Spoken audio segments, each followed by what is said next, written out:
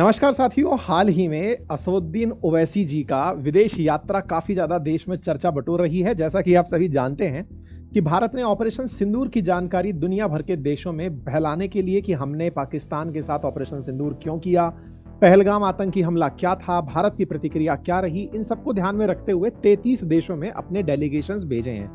इन्हीं में से एक डेलीगेशन में AIMIM सांसद असदुद्दीन ओवैसी कुवैत गए हुए हैं, साथ ही साथ में बहरीन गए हुए हैं और यहां जाकर के उन्होंने पत्रकारों की वार्ता को संबोधित करते हुए पाकिस्तान पर जो निशाना साधा, उनको नालायक बोलने जैसा, बेवकूफ बोलने जैसा जो शब्द है, उससे ज्यादा मजा इस बात पर लोगों को आ रहा है कि पाकिस्तान को उन्हीं की भाषा में उन्हीं की तरह से रोस्ट किया गया है।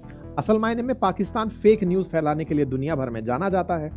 फेक न्यूज का एक भांडाफोड़ ओवैसी साहब ने मीडिया के सामने किया। Yesterday, the Pakistani army chief had gifted a photo to the Pakistani Prime Minister Shehbaz Sharif. President of Pakistan was there, the Speaker of National Assembly was there, and these stupid jokers, they want to compete with India.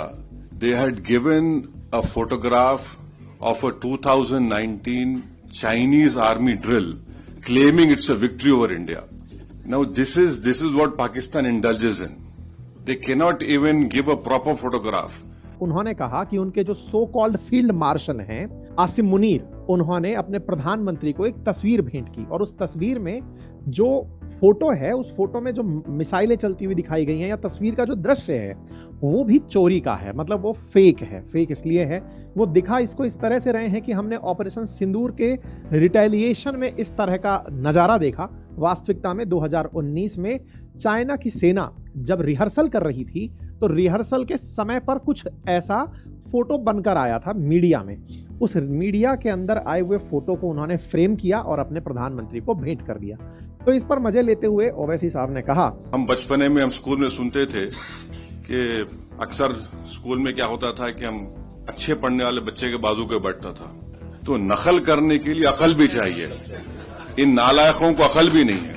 ये देखो साहब, नकल के लिए भी अकल की जरूरत होती है। पाकिस्तानियों ने फोटो भी उठाते समय कि फर्जी काम किया है, फर्जी फील्ड मार्शल बना दिया है, उसके बावजूद भी इस तरह से फेक कर रहे हैं। ये दुनिया को देखने की और समझने की जरूरत है। ज्ञात रहे कि ओवैसी साहब भारत के अंदर एक मुस्लिम लीडर और मुस्लिम चेहरे के रूप में जाने जाते हैं।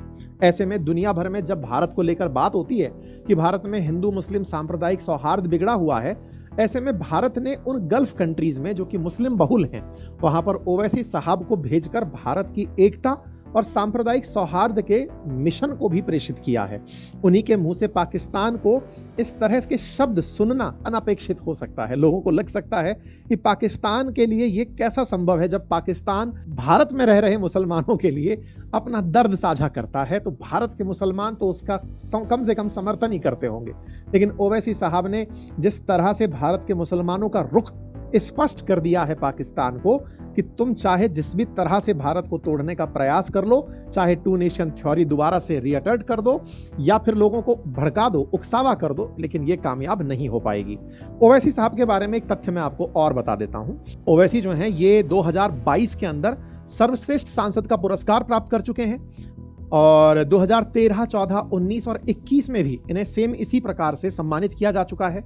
और अगर हम PRS की रिपोर्ट की बात माने तो ओवैसी जी की लोकसभा में 93% उपस्थिति है। मतलब एक जैसे क्लास में आप स्टूडेंट के रूप में जब होते हैं तो आपकी प्रेजेंस मायने रखती है, ठीक इसी तरह से इनकी प्रेजेंस लोकसभा में 93% ऑफ द टाइम है। साथ ही साथ में उनको इस बयान की वजह से जो लोकप्रियता भारत में मिली है और पाकिस्तान को पूरे टाइम पर जिस तरह से उन्होंने जवाब दिए हैं, वो लोकप्रियता देश में उनकी काफी तेजी से बढ़ रही है। बाकी आप इस विषय पर क्या सोचते हैं, आपकी क्या प्रतिक्रिया है, जरूर कमेंट बॉक्स में बताएं।